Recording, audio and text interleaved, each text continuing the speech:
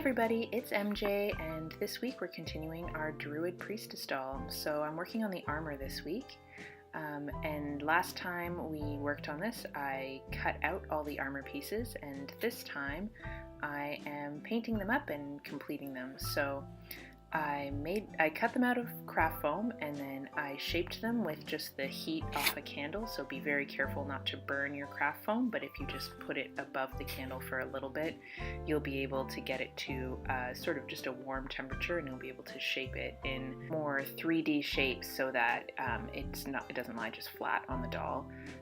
I didn't like the way that I did the original sort of bodice part, so here I am. I redid the pattern and reshaped it, and I'm much happier with this second iteration. I added some puff paint on the sides to add some dimension, and now I'm going to paint it all up.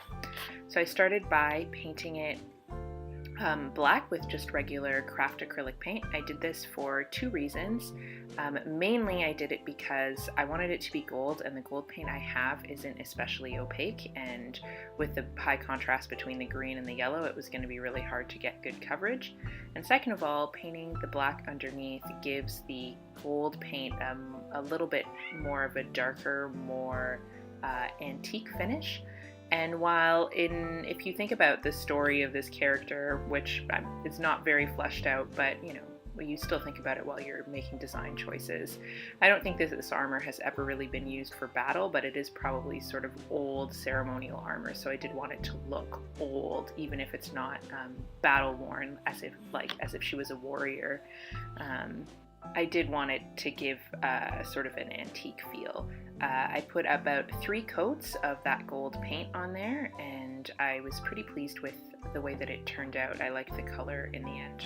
And afterwards I wanted to give it a little bit more visual interest, so once I'm done with the 3 coats of gold paint, I let them all dry, and obviously let it all dry between the coats too, but I added highlights with a silver metallic paint as well. So I just sort of stippled it onto the high planes of the armor, and then I buffed it in with my finger.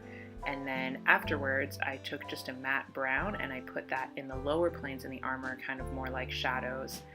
Once I did that, I went ahead with a more detailed liner brush, and I outlined the sort of ridges on the outside, and I also added little drop shadows underneath all of my little paint rivets that I dotted on, and I think that it gave it a much more sort of, you can see the details a lot better once you do that. It's not necessary, but I liked the effect.